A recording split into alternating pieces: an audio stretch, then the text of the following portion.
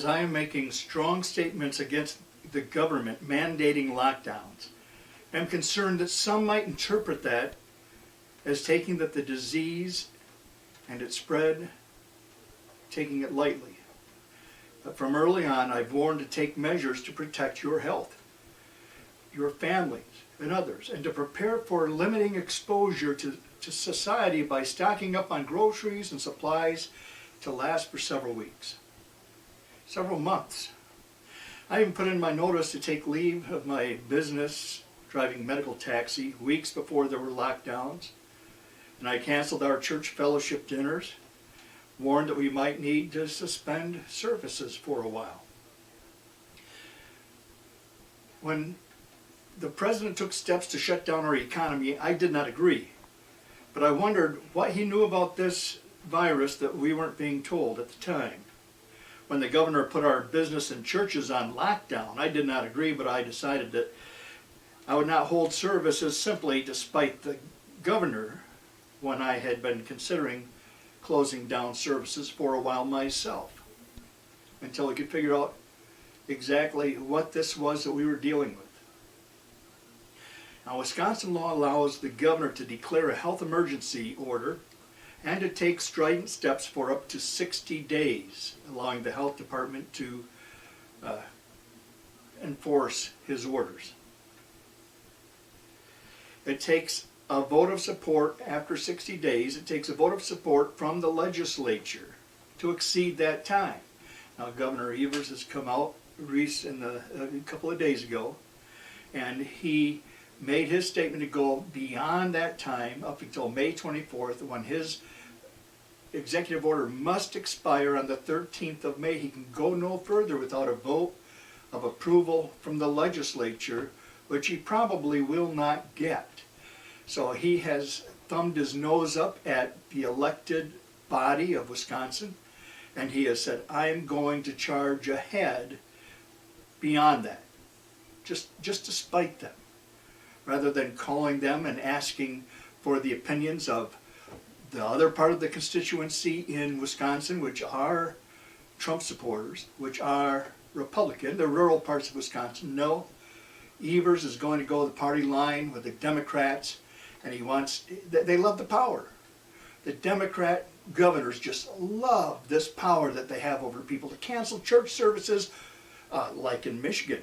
The governor in Michigan says, oh, you can't even buy a board at the lumber yard because you might do some work. But they have to make sure they can't have church services. But you can go to the abortion mill and abort your baby, because that, she says, is, I believe she's called it life-saving, which is beyond me. But that is the way that they think. They love their power, and they're using it to the maximum. And they're using it for political reasons. They're using it to destroy our economy and thereby hurt Trump. They're using it to try to create a new way of doing our elections, because they don't like this voter ID stuff that's been going on. It makes it too hard to cheat. Everyone knows who cheats in the elections. It's the ones that do not want voter ID. They do not want these people that are dead and people that have moved thrown off the voter. They actually sue to get people that are dead and moved back on the voter rolls. Well, why would you do that if you want a fair election? But that's the Democrat way. They don't want a fair election. So we do have until May 13th. He has, according to Wisconsin law, he has the authority to declare certain things until May 13th. I don't think you can violate the Constitution, though. I don't think any law that suspends your personal rights in such a way for such a length of time can possibly be legal. It's certainly not moral or ethical, and they claim they're saving lives. But there is a country that is not taking this kind of step. It's called Sweden. Now, the liberals love Sweden. Anything Sweden does, they think is the cream of the crop. That is what we have to emulate. Always emulate Sweden. They've got this national health care system. Oh, they have open borders. Oh, they have this. Oh, they have that. They just love Sweden until Sweden decides they're not going to go along with the rest of the gang and order lockdowns. They're going to allow their people to make decisions for themselves. Isn't that a novel idea?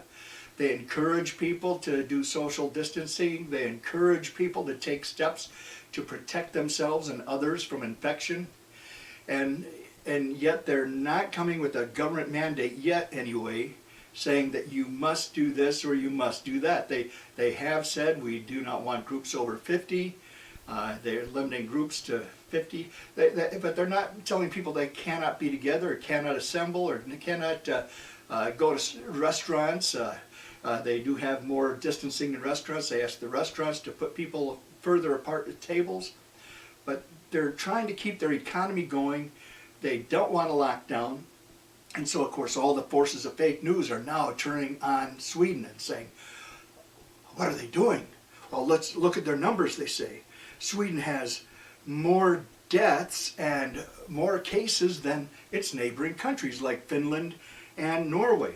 Well, it's not right to compare those two. I'd rather compare it to the state of Michigan, the United States of America. Let's compare it to that. Well, Sweden has 13,216 positive cases of coronavirus, and they have 1,400 deaths. Sweden is a little over 10 million people in population, so is the state of Michigan. However, Michigan has 30,000 cases and 2,227 deaths. So if you want to compare apples and apples, let's compare Sweden with Michigan. And in Michigan, the governor has taken the strongest stances, the strongest steps. She's a little tyrant. She wants to prevent people from doing anything. And because people dared protest against her, she says, well, I'm probably going to extend it even longer because of these protesters. Just vindictiveness. They want to do.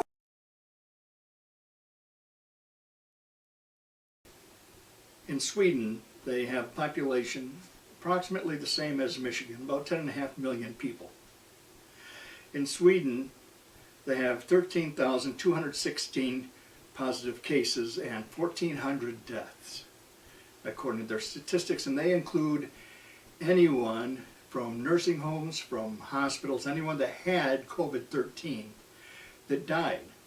Doesn't matter if they died of a heart attack or died of some other cause that they were already in the hospital for. If they had tested positive for COVID-13, their death is reported as in their statistics. So you have 1,400 deaths out of 10 million people. In Michigan, you have 30,000 positive with 2,227 deaths. Twice the amount of deaths. Michigan's on total lockdown.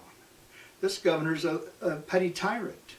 She is not letting people do anything, and except get abortions, of course. She encourages that because it's a life-saving situation, she says. So 2,227 deaths, twice as many as Sweden with no lockdown in Sweden, encouraging people to do the things that they want to do, to have associations, to go to business. They haven't shut down their businesses. They're trying to keep their economy stable. So why, though, would Sweden then have more deaths and more cases than neighboring Finland and neighboring Norway?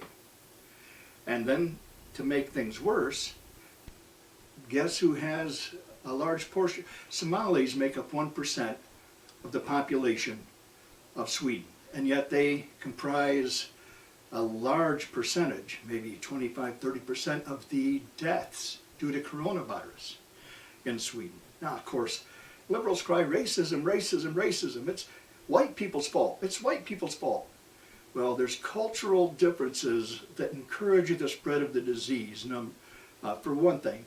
But the biggest problem is Sweden's got open borders. People are coming and going, and these foreigners are coming and going, and what are they doing? They're going and they're bringing back the virus with them and exposing each other. And that all plays into why their death toll is higher than the neighboring nations that have locked down their borders and have locked down their people. So the lockdown itself, oh brother.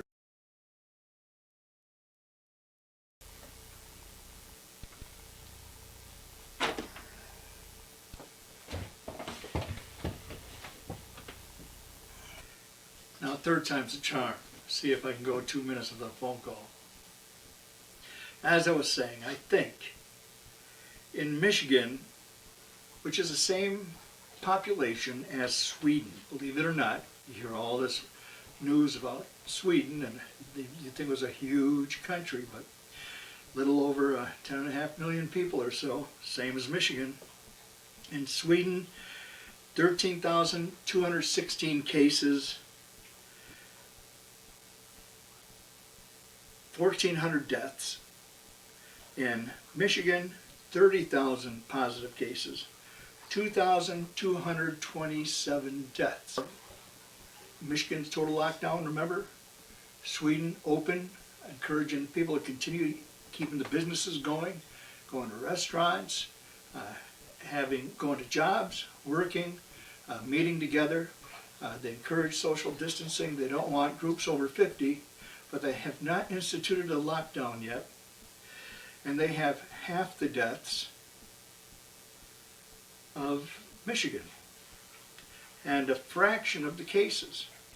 So is lockdown really the solution, or might it actually expedite the situation? Because you have people doing their everyday life, they're trying to keep themselves strong, they're going out getting fresh air, they're getting sunshine, they're active, they're going to work, they're exercising their body, moving around, having to do things. You put them in lockdown, they're sequestered. A lot of people in cramped areas, apartment buildings, like a great big cruise ship, where they're going to spread the COVID virus from person to person through their ventilation systems of the building, or through the walkways in their apartment building outside, or in the hallways, and so and then they all go to Walmart. The only businesses allowed, they're encouraging certain businesses to stay open. And you go to that place to pick up the groceries. People stop there maybe once every few days, maybe every day, to pick up what they want. And they're tracking what everybody else has tracked. They're breathing what everybody else has breathed. They're touching carts, wiping them with a little wipey, because that's going to kill all the germs in a second or so. You better read your Lysol bottle and see how long it takes to kill bacteria and viruses by spraying things down or lightly wiping them. The rest of the cart, who goes through the whole cart and wipes it down? They're not being sprayed with bleach before you take it. And so they're getting exposed to the virus even with the total lockdown. But Sweden, no lockdown, half the numbers, a fraction of the numbers compared to Michigan. But all the critics pick on Sweden because Finland has lower numbers. Of course, it's half the population of Sweden. Norway has lower numbers, but it's half the population of Sweden. But what's the biggest difference? Sweden has allowed a lot of foreigners to come across their borders and settle, especially Somalis. The Somalis make up 1% of the population, but they make up maybe 25 to 30% of the deaths due to coronavirus. They are spreading the coronavirus. Perhaps it's their way of life, their culture. Perhaps it's because they travel to and from and they're crossing that border that Sweden has allowed the border to stay open for some reason. They're allowing the people to come and go. And it's spreading that disease. Sweden has tried to protect the people in the nursing homes, but they find out that, well, people have to come and go and work, and so it's been getting into some of the nursing homes. But still, instead of comparing it to the small country of Norway, the small country of Finland, go back to the study with Michigan. And total lockdown compared to no lockdown, and the place with the no lockdown has half the deaths and a third of the infection rate as Michigan. So good work, Governor Halfwit. You're doing a good job, Governor Dimwit. You're really protecting those abortion clinics. Wouldn't want some baby to make it through alive, would we now? Well, it's a serious disease, as are any diseases, I suppose. We don't know the full effect. We don't know how many people, 80% are supposed to get infected eventually. You're probably not going to get away from it. It's going to get you sometime. When you can sit out all year. Next year you go out and you're going to get it. All they can do is kind of slow the spread right now. Maybe it'll disappear. Sometimes viruses do that. Maybe it's just going to mutate, come back again and again. COVID-20, COVID-21, COVID-22, COVID-21, 1, 2, 3, 4. It mutate. Iceland says it's mutated 40 times already. A different mutation came from Europe and came to New York. And then the type of virus that came from China to the West Coast. New York's getting hit bad, and they blame Trump. New York's all Democrat. New York just passed a baby killing bill after birth. If it's born alive after an abortion, they can go ahead and let it die. They don't think the judgment of God might be involved? I think it is.